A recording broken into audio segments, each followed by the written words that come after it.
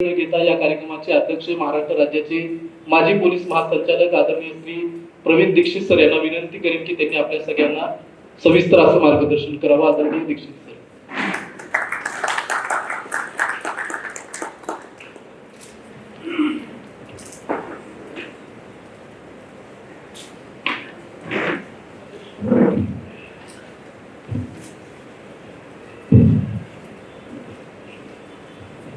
व्यासपीठ आदरणीय मुकुंद ट्रस्ट चे प्रमुख लोहियाजी,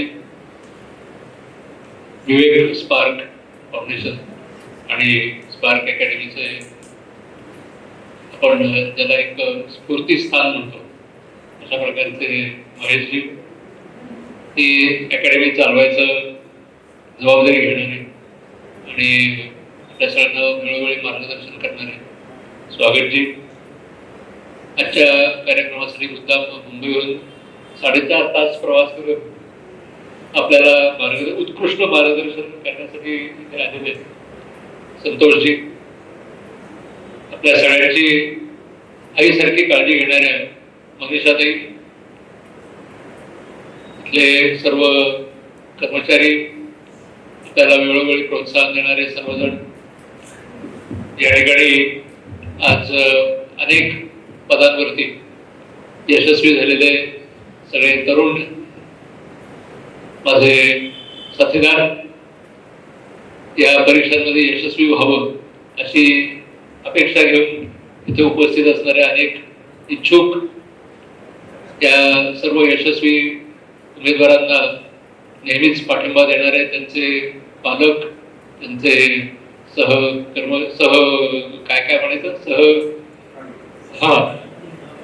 सहपाठी आणि उपस्थित सर्व मित्रांनो, अत्यंत आनंदाचा दिवस आहे.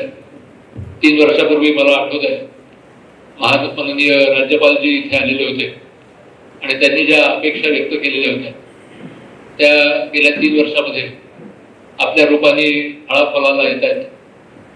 ज्या मुलांना या परीक्षांमध्ये आपण कधी यशस्वी होऊ असं वाटलं नव्हतं किंवा ज्यांच्या यशस्वी होण्यामध्ये अनेक अडचणी होत्या, त्या अडचणी दूर करण्यासाठी या मुकुंद भवन ट्रस्टनी उदार हस्ते दिलेली ही जागा, वेळोवेळी त्यांचा पाठिंबा आणि तो पाठिंबा प्रत्यक्षामध्ये आपल्या रूपाने या ठिकाणी यशस्वी होणं करणं, ही गेली 3 वर्षाची ही जी काही मेहनत आहे त्या मेहनतीबद्दल त्या सर्वांचं कौतुक करावं तेवढं कमी आहे. आज सगळेजण असं म्हणतात की आपल्याला जर यशस्वी व्हायचं असेल तर रिसोर्सेसची काही आपल्याला कमी पडत नाही.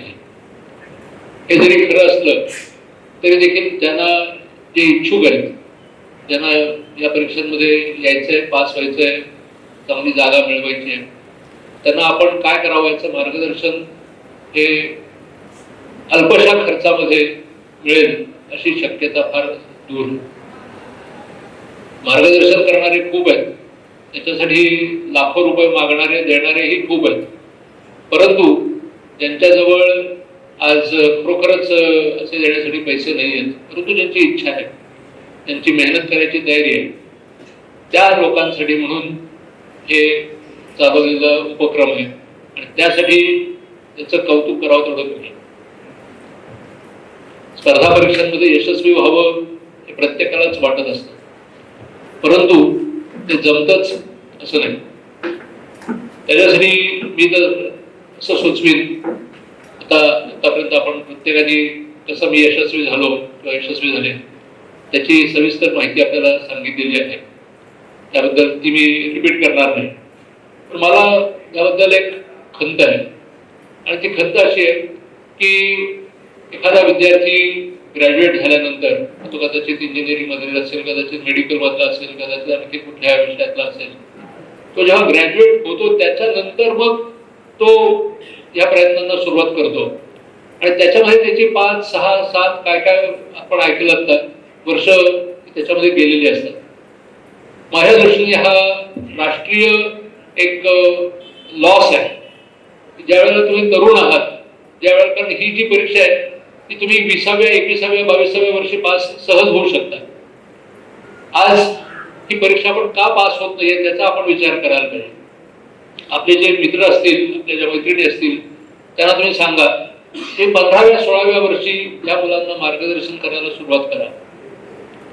15व्या 16व्या वर्षी म्हणजे याचा अर्थ असा आहे की तुम्ही 10वी किंवा 12वी पास झालेले असाल. त्या 12वी पासून पुढची जी 4 वर्ष आहेत ती 4 वर्ष त्याच्यामध्ये आरामशीर आपला हा अभ्यास होऊ शकतो. जे तुम्ही आता केलं तेच तुम्ही 12वी झाल्यानंतर सुद्धा करू शकला असता. तुम्ही अगदी इंजिनिअरिंगला असा, तुम्ही मेडिकलला असा, तुम्ही आर्ट्सला असा, तुम्ही कॉमर्सला असता, त्यात काही अडचण नव्हती. एनिवे, पण हा जो काही आपला अत्यंत महत्वाचा असा 5-6 वर्षाचा जो काळ आहे तो काळ आपल्याला कसा कमी करता येईल आणि तो शाळेपासून म्हणजे 12वी झालेल्या मुलांपासूनच त्यांना जर आपण मार्गदर्शन करू शकलो तर ते ज्या दिवशी ग्रॅज्युएट होतील. तर माझ्या वतीत मला सांगायचं तर मी ज्या दिवशी माझी मास्टर्सची परीक्षा दिली त्याचा निकाल हा जवळजवळ 31 मेला आला. परंतु जो UPSCचा IPSचा निकाल होता हा काहीतरी 20 का 21 मेला आलेला होता. म्हणजे ज्या आपल्या परीक्षा आपण अकॅडमिक जे परीक्षा देतो त्यांचा निकाल लागायच्या आतच जर आपला हा निकाल आला तर आपला एक दिवस देखील आयुष्यातला वाया जाणार नाही. इतक्या सहजपणे तुमचा हा प्रवास होऊ शकतो आणि त्याच्यासाठी लवकरात लवकर आपण निर्णय घेणं की मला ह्या परीक्षेला बसायचंय हे फार महत्वाचं आहे. बऱ्याच वेळेला आपण घोटाळा असा होतो की आपण हा निर्णय घ्यायलाच मला ह्या परीक्षेला बसायचं का नाही बसायचंय याचा निर्णय घ्यायलाच आपल्याला वर्षानुवर्ष लागतात. त्यात तो जो काळ आहे तो आपण कमी करा. त्याच्यासाठी मार्गदर्शन जास्तीत जास्त ह्या सगळ्या लोकांना ग्रामीण भागातल्या किंवा ज्या जिथे कुठे असाल त्यांना मिळणं फार महत्वाचं आहे. मित्रांनो, आज आपण सगळे अत्यंत सुदैवी म्हणायला पाहिजे कारण भारताला 75 वर्ष स्वातंत्र्य मिळाल्यानंतर झाल्यानंतरचा जो अमृत काळ आहे त्या अमृत काळामध्ये आपण या शासकीय सेवेमध्ये प्रवेश करत आहात आणि 2047 मध्ये आपल्याला पंतप्रधान नरेंद्रजी मोदी यांनी सांगितल्याप्रमाणे आपल्याला हा देश हा पूर्ण विकसित करायचा आहे आणि ही जी विकसित करायची जी जबाबदारी आहे ती पुढच्या 25 वर्षात आपल्या सगळ्यांच्या खांद्यावर आहे. आपल्या सगळ्यांचे खांदे बळकट आहेत. आपण सगळे हुशार आहात हे आता सिद्ध झालेलं आहे. तर ह्या पुढच्या 25 वर्षामध्ये स्वतः अत्यंत स्वच्छ, कार्यक्षम आणि प्रभावी अशा प्रकारचं प्रशासकीय अधिकारी आपण प्रत्येकाने बनायचं आहे आणि त्यासाठी ही आपल्याला शुभेच्छा देण्यासाठीचा हा आजचा कार्यक्रम आहे. मित्रांनो, ही जबाबदारी आपल्यावरती जी आलेली आहे की पुढच्या 25 वर्षामध्ये आपल्याला हा देश विकसित करायचा असेल तर तो विकसित जो आहे तो ज्ञानेश्वर माऊलींनी म्हटल्याप्रमाणे प्रयत्न केल्याशिवाय होणार नाहीये. ज्ञानेश्वर माऊलींनी फार चांगलं त्याच्याबद्दल सांगितलेलं आहे. ते म्हणतात की एखाद्या ठिकाणी झाडं झुडपं कशीही वाढत राहतील पण त्या ठिकाणी जर तुम्हाला साडीचं पीक घ्यायचं असेल त्या ठिकाणी तुम्हाला चांगली फळं फुलं लावायची असतील तर त्यासाठी प्रयत्न करावे लागतात आणि हे जे प्रयत्न आहेत हे प्रयत्न आता तुम्ही करायचे. आम्हाला जे करायचं होतं ते आम्ही करून आता तो एक इतिहास झालेला आहे असं समजायला हरकत नाही. पण येणाऱ्या पुढच्या काळामध्ये मी कसा स्वच्छ, कार्यक्षम, कुठल्याही प्रकारचा भ्रष्टाचार न करता माझ्या देशबांधवांना जास्तीत जास्त मदत करेन आणि ज्याच्यातून हा देश पूर्णपणे विकसित करून पुढे जाईल. हे कसं करायचं हे आता तुमच्यावरती. हे करत असताना असं आहे की आज आपण सगळ्या जगाची परिस्थिती बघतोय. विशेषतः या ऑपरेशन सिंदूर नंतर आपल्याला चांगलीची जाणीव आहे. भारताने ज्यावेळेला ऑपरेशन सिंदूर करायचं ठरवलं त्यावेळेला आपल्या लक्षात आलं की हे सगळं करत असताना भारताला हे पूर्णपणे स्वतःच्या एकट्या जबाबदारीने करायचं. याच्यामध्ये आपल्याला कोणीही मदत करणार नाही. जे विकसित देश आहेत ते मदत करणार नाहीत. जे विकसनशील देश आहेत ते विकसनशीलच आहेत त्यामुळे त्यांच्याकडून आपल्याला काही अपेक्षा नाहीये. हे करणार कोण? हे करणार आपण करणार. आणि हे कसं करायचं त्याच्यासाठी आपल्याला नवीन तंत्रज्ञानाची माहिती घ्यायला लागेल. नवीन ज्या काही गोष्टी आहेत त्या वेगाने शिकायला लागतील. मग त्याच्यात आर्टिफिशियल इंटेलिजन्स असेल, आज सगळ्या जगामध्ये त्या आर्टिफिशियल इंटेलिजन्सनी जसं काम सोपं केलेलं आहे तसंच त्यामध्ये हाहाकारही केलेला आहे.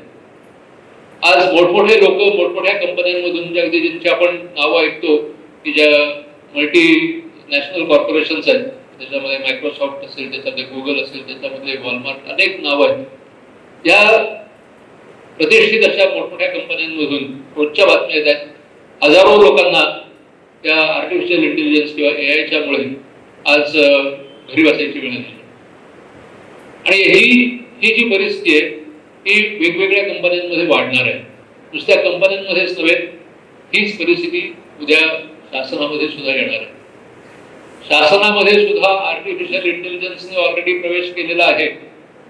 आज आपण ऐकतोय, पाहतोय आणि आपल्याला फक्त ते दिसतंय की ट्रम्पनी त्या मस्कच्या मदतीने आज अमेरिकेतल्या हजारो लोकांना जे शासनामध्ये काम करत होते, त्यांना असं वाटत होतं की आपली ही सेवा कायम राहणार आहे, ती ओव्हरनाईट संपवलेली आणि त्या ठिकाणी त्यांना सुद्धा घरी जायची वेळ आलेली. हीच परिस्थिती भारतामध्ये सुद्धा फार दूर आहे असं मला वाटत नाही.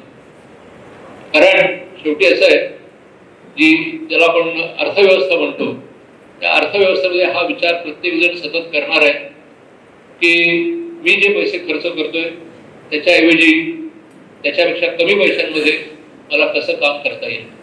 आणि हे म्हणजे इकॉनॉमिक्स आहे. हे जे इकॉनॉमिक्स आहे हे इकॉनॉमिक्स आपल्याला समजून घ्यायलाच लागेल आणि त्यासाठी आपली स्वतःची जी एफिशियन्सी आहे ती आपल्याला सिद्ध करावी लागेल, आपली कार्यक्षमता सिद्ध करावी लागेल आणि दाखवून द्यायला लागेल की मी या ठिकाणी राहिल्यामुळे कशा प्रकारे समाजाला उपयोगी काम करतोय. नुसतं नावं घेऊन चालणार नाहीयेत. हे खरं आहे की घटनेमुळे, डॉक्टर बाबासाहेब आंबेडकरांच्यामुळे आज आपण या ठिकाणी या परीक्षेमध्ये पास होऊ शकताय आणि त्यांच्यामुळेच आपल्याला ह्या नोकऱ्या मिळू शकतात. त्याच्यासाठी आपण सगळे त्यांचे ऋणी आहोत. परंतु ती परिस्थिती आता राहिलेली नाहीये किंवा इथून येणाऱ्या पुढच्या काळामध्ये राहणार नाही. हे करत असताना जे सामाजिक धोके आहेत त्यांच्याकडेही मी तुमचं मुद्दाम लक्ष वेधू इच्छितो. मित्रांनो, आज भारताला जसं बाहेरच्या पाकिस्तान असेल, चीन असेल किंवा आणखी काही इतर येणारी जी काही आपत्ती आहेत किंवा संकट आहेत, हल्ले आहेत, त्यांची जशी भीती आहे त्याच्यापेक्षा जास्त भीती ही अंतर्गत अशा चालणाऱ्या गोष्टींमुळे. तेव्हा अंतर्गत सुरक्षा ही इतकी अत्यंत महत्वाची अशी आता यावेळेला झालेली आहे. साधी साधी वाटणारी गोष्ट आहे की आपली जी काही महत्वाची इन्स्टॉलेशन्स असतात त्याच्यामध्ये रेल्वेज असतील, त्याच्यामध्ये कम्युनिकेशन चॅनल्स असतील, त्याच्यामध्ये धरणं असतील, त्याच्यामध्ये आपल्या ज्या प्रमुख संशोधन संस्था असतील, या सगळ्या ठिकाणी आपण जरा बघितलं तर आपल्याला कोणीतरी तिथे ते असं घेराव केल्यासारखं दिसतं. त्या सगळ्या संस्था ज्या आहेत त्या सगळ्या ज्या काही महत्वाच्या, ज्याला व्हायटल इन्स्टॉलेशन्स म्हणतो, त्या व्हायटल इन्स्टॉलेशन्सना आज पूर्णपणे एन्सर्कल केलेलं आहे आणि ह्याच्यातले हे अनेक लोक हे अनआयडेंटिफाईड आहेत. आपल्याला माहिती नाही की ते कदाचित रोहिंग्या असतील, ते कदाचित बांगलादेशी असतील, ते कदाचित काही स्लीपिंग मॉड्यूल्स त्याचे सदस्य असतील. अशा अनेक प्रकारच्या लोकांनी यांना एन्सर्कल केलेलं आहे. तर ह्या संस्था त्यांना मोकळेपणाने श्वास घेता येईल अशा प्रकारची व्यवस्था निर्माण करण्याची जबाबदारी ही आज शासनातल्या आपल्या सगळ्या अधिकाऱ्यांवरती आलेली. दुसरं असं आहे की जसं एन्क्रोचमेंट हा एक महानचा अवघड अशा प्रकारचा प्रश्न आपण निर्माण केलेला आहे, पण तो आपल्याला सोडवावाच लागेल आणि तो लोकशाही मार्गाने सोडवावाच लागेल. त्याच्यामध्ये आपल्याला हुकुमशाही वापरता येणार नाही, त्याच्यामध्ये कुठल्याही प्रकारची दंडेलशाही वापरता येणार नाही. पण ते जे काही तिथे प्रकार चाललेले असतील त्याच्यावरती आपल्याला मात करावीच लागेल. दुसरं असं आहे की आपल्याला कल्पना आहे की आपल्यावरती होणारे जे सायबर हल्ले आहेत, आज आपल्याला कल्पना आहे ज्या दिवशी हे 7, 8, 9 मेला युद्ध किंवा युद्ध सदृश अशी परिस्थिती आपण म्हणतो अशी झाली होती, तर त्या 7 मेच्याच दिवशी किंवा 8 मेला भारतावरती 3000 पेक्षा जास्ती सायबर हल्ले झाले. आणि हे हल्ले जे झालेले आहेत त्यातले अनेक हल्ले हे पाकिस्तानमधनं लोकांनी केलेले होते. अनेक हल्ले हे भारतातल्याच त्यांच्या काही जे काही त्यांना मदत करणारे असतील त्यांच्यापासून झालेले होते. त्याच्याशिवाय आपण रोज वाचताच की कशा प्रकारे एस्पिओनाज म्हणजे आपल्याकडली गुप्त माहिती ती आपल्या शत्रूंना पोहोचवणे, अशा प्रकारच्या आपल्या आजूबाजूला वावरणारे असे अनेक लोक आहेत. ते कदाचित काही लोक त्यातले CRP मध्ये पण होते, काही लोक शासकीय सेवेमध्ये होते, काही लोक खाजगी ह्याच्यामध्ये होते. तर हा जो प्रकार आहे याच्यावरती आपल्याला सतर्कता वाढवायला लागेल आणि कोण हे प्रकार करतायत, काय करतायत याची माहिती आपल्यापैकी प्रत्येकाने, तुम्हाला याच्यासाठी जरूर नाही की तुम्ही प्रत्येकाने सैनिक व्हायला पाहिजे किंवा पोलीस व्हायला पाहिजे किंवा पॅरामिलिटरीमध्ये जायला पाहिजे. तुम्ही जरी ज्या कुठे असाल, तुम्ही कदाचित शासकीय सेवेत असाल, तुम्ही कदाचित खाजगी सेवेमध्ये असाल, कदाचित एखाद्या व्यापारामध्ये असाल, तिथे सुद्धा जिथे जिथे तुम्हाला अशा संशयित लोकांचा वावर दिसेल, ती संशयितांच्या बद्दलची माहिती, त्यात काय मला काय त्याचं ती उदासीनता सोडावी लागेल. जेव्हा आपण प्रत्येक जण सतर्क राहू, प्रत्येक जण सैनिक बनू, प्रत्येक जण पोलीस बनू, त्यावेळेलाच आपला हा देश सुरक्षित होणार आहे. नुसतं म्हणून चालणार नाही की आम्हाला राष्ट्रभक्ती करायची, देशभक्ती करायची, ठीक आहे, ते नावाला ठीक आहे, प्रत्यक्ष करायचं काय, तर त्याच्यासाठी आपण प्रत्येक जण जिथे कुठे असू तिथे सतर्क राहायचं. तुम्हाला कशा प्रकारे ट्रॅप केलं जाईल तेच तुम्हाला कळणार नाही. तर ते कदाचित तुम्हाला हनी ट्रॅप असेल, कदाचित तुम्हाला एखादं काहीतरी छोटंसं आकर्षण असेल, जसं आता आपण वाचतोय रोज की हे ज्योती मल्होत्रा प्रकरण आहे, त्याच्याप्रमाणे काही आपल्याला अट्रॅक्शन्स दाखवलेले असतील. छोटीशी गोष्ट आहे, काय तर तुम्ही धरणाजवळ जा, तिथनं फोटो काढा, अमक्या सेन्सिटिव्ह जागेजवळ जा, तिथे फोटो काढा आणि ते फोटो आम्हाला पाठवा. हे प्रकार जे आहेत चाललेले आहेत, ह्या प्रकारांना सुद्धा आपल्याला अत्यंत बारकाईने सतर्कतेने तोंड द्यावं लागतं. आणि सगळ्यात महत्वाचं म्हणजे शेवटी मी जास्ती वेळ घेत नाही की ज्याला फेक नॅरेटिव्ह म्हणतात. आज सगळ्यात मोठा धोका आहे तो म्हणजे तुम्हाला तुमच्या मोबाईलमधून किंवा स्मार्टफोनमधून मिळणारे जे काही व्हिडिओज आहेत, जे फेक व्हिडिओज आहेत, जे फेक नॅरेटिव्ह आहेत, त्याच्याबद्दलची कशा प्रकारे तुमच्यावरती हल्ले होत आहेत याची ही चुमूक आहे. आज तुम्ही व्हिडिओ पाहिल्यानंतर तुम्हाला वाटणं स्वाभाविक आहे की हा व्हिडिओ खरा आहे, परंतु असं धरून चला की यातले जवळजवळ 99% व्हिडिओ हे फेक आहेत किंवा कुठल्या तरी लॉबीनी तुमच्या मनावरती परिणाम करण्यासाठी म्हणून ते पाठवलेले आहेत. आणि हे आपण जर लक्षात न घेता आला व्हिडिओ दे पाठवून, ह्याला पाठव, त्याला पाठव, फॉरवर्ड कर, हे जर करणार असो तर आपण हे जे आपले शत्रू आहेत त्या शत्रूंना मदत करतो. आज हे जसं सायबर हल्ले म्हणलो तसं हे फेक नॅरेटिव्ह, तर कालचीच उदाहरण त्यांची सांगायची गोष्ट झाली. तर आपल्यापैकी कोणालाही विचारलं तर मी मॉक इंटरव्ह्यू इथे घ्यायची बऱ्याच वेळेला वेळ आली होती. कुठल्याही मुलाला विचारलं तू काय वाचतोस, कुठला पेपर वाचतोस, की 99% मुलांचं उत्तर होतं की मी लोकसत्ता वाचतो. अजूनही कदाचित आपल्यापैकी अनेक जण लोकसत्ता वाचत असेल. या लोकसत्ताने काल बातमी दिली. काय बातमी दिली की कराचीमध्ये रशियाने पाकिस्तानच्या बरोबर हातमिळवणी करून त्या ठिकाणी अमुक तमुक प्रोजेक्ट सुरू केला. तर ह्याच्या उलट ऑल इंडिया रेडिओनी, दूरदर्शननी, तरुण भारतनी, इतरांनी सगळ्यांनी सांगून पाहिलं की ही बातमी पूर्णपणे खोटी आहे. खुद्द मॉस्कोनी, रशियानी परत परत जाहीर केलं की ह्याच्यामध्ये काडीचंही तथ्य नाहीये. हे भारत पाकिस्तान हे जे काही मध्ये प्रकार झाला त्याच्यानंतर पाकिस्ताननी चालवलेलं हे फेक नॅरेटिव्ह आहे. परंतु हे आपल्यापैकी किती जणांनी वाचलं असेल किंवा ऐकलं असेल, पण आपण फक्त काय वाचतो, लोकसत्ताच वाचतो. तर हे जे काही तुमच्या मनावरती परिणाम करणारे असे जे काही फेक नॅरेटिव्ह सगळेजण पसरवत आहेत त्यांच्यापासून जो धोका आहे तो तुम्हाला फार सावध रीतीने त्याला तोंड द्यावं लागतं.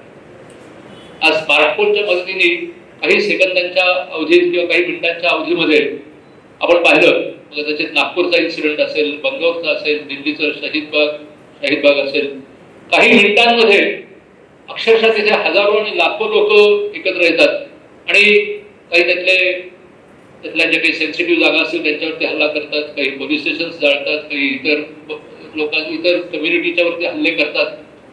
हा जो प्रकार आहे, हा प्रकार करण्यामागे कोण आहे ते स्पष्ट आहे.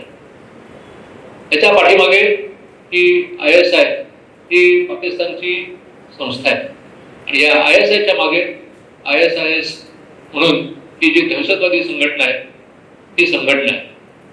तर हे जे काही भांडण आपल्या विरुद्ध चाललेलं आहे, मग ते कदाचित ISISच्या मार्फत असेल, ISIच्या मार्फत असेल, कदाचित लष्कर-ए-तोयबाच्या नावाने असेल, नावं वेगवेगळी असतील, सगळ्यांचं उद्दिष्ट एकच आहे, भारत तेरे तुकडे करेंगे.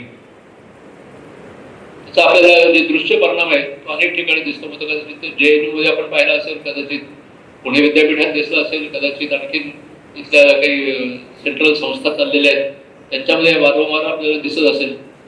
तर ह्या प्रत्येक गोष्टीबद्दल तुम्ही सतर्कतेने राहणं फार महत्वाचं आहे.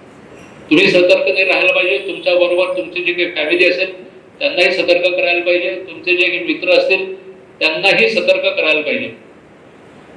मला नोकरी मिळाली, चांगली गोष्ट, त्याच्यातून 4 पैसे मिळतील, आवश्यक आहे, पण त्याच्यावरती समाधानी राहू नका. त्याच्या पलीकडे बघायला शिका आणि या देशाचा विचार करा, त्या देशाला सुदृढ करा. तरच आपल्याला 2047 मध्ये हा देश, हा सगळ्या जगाचा विश्वगुरु, विश्वबंधू करायचा आहे. आणि आपल्यामध्ये ती ताकद आहे. आपण पूर्वी एकीकडे हे करतच होतो, फक्त दुर्दैवाने गेल्या 1000-1200 वर्ष अनेक कारणांमुळे, आपल्यामधल्या दुहीमुळे आपण वेगवेगळे वाटात वेळांनी जात राहिलो आणि आपल्यावरती नामुष्कीची वेळ आली आणि आपल्याला परकीय लोकांच्या राज्याखाली राहायची वेळ. ज्याचा परिणाम आपण बघितला. आपले आई वडील, जी आपण म्हणतो की गरिबीमुळे मला अमुक जमलं नाही, तमुक जमलं नाही, ती गरिबी आहे. आपण गरीब नव्हतो. हा देश खरोखरच श्रीमंत होता. अगदी 500 वर्षापूर्वी, 600 वर्षापूर्वी इथून खरोखर सोन्याचा धूर निघेल अशीच परिस्थिती होती. आलेले जेवढे म्हणून बाहेरचे लोक होते त्या प्रत्येकाने हे लिहिलेलं आहे की इथली जी संपत्ती आहे, इथली जी सुसंस्कृतता आहे त्याला तोड नाही. पण गेल्या 500 वर्षामध्ये अशा काही प्रकारचं वातावरण निर्माण करण्यात आलं आणि आपल्याकडे जे होतं ते सगळं लुबाडून नेण्यात आलं. कदाचित काही लोकांचे अंगठे तोडण्यात आले, काही लोकांना पूर्णपणे त्यांचे धंदे बंद करायला लावले गेले, त्यांची शेती सगळी नष्ट करण्यात आली, त्यांचं जे काही ज्ञान होतं ते सगळं जाळून टाकण्यात आलं. आपल्याला हे सगळं रिव्हाइव्ह करायचं आहे आणि त्याच्यातून आपल्याला परत विश्वबंधू आणि विश्वगुरु व्हायचं आहे. आपली जी संस्कृती आहे ती अत्यंत उत्तम अशा प्रकारची संस्कृती आहे. तुम्ही जरूर आपल्याकडली जी उत्तम ज्ञानाची अशी स्रोत आहे, अगदी रामायण असेल, भागवत असेल, गीता असेल किंवा अनेक ज्ञानेश्वर महाराजांसारखे आपल्याकडे जे ज्यांनी अनेक ग्रंथ इथे वारंवार निर्माण केलेले आहेत ते ग्रंथ असतील, ते मुद्दाम तुमच्या वाचनात ठेवा. त्यामुळे तुम्हाला आत्मिक बळ मिळेल. त्यामुळे तुम्हाला आजूबाजूला चालणाऱ्या ज्या काही धोक्याच्या परिस्थितीवरती मात करायची आहे त्याची ताकद मिळणार आहे.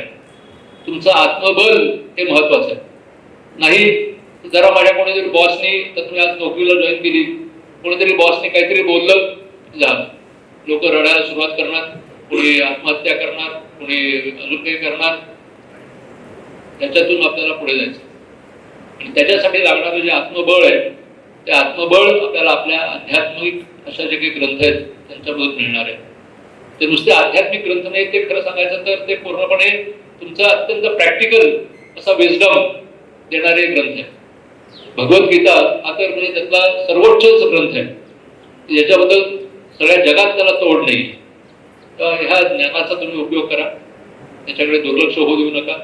स्वतःची तब्येत उत्तम ठेवा आणि एक स्वच्छ, कार्यक्षम प्रशासकीय अधिकारी झाले म्हणून तुमचा सत्कार आज जसा इथे काही आपण लोकांचा सत्कार केला तसा सत्कार करायची संधी त्या फाउंडेशनला, अकॅडमीला पुन्हा काही वर्षांनी द्याल अशी मी अपेक्षा करतो आणि माझे 2 शब्द संपवतो. धन्यवाद.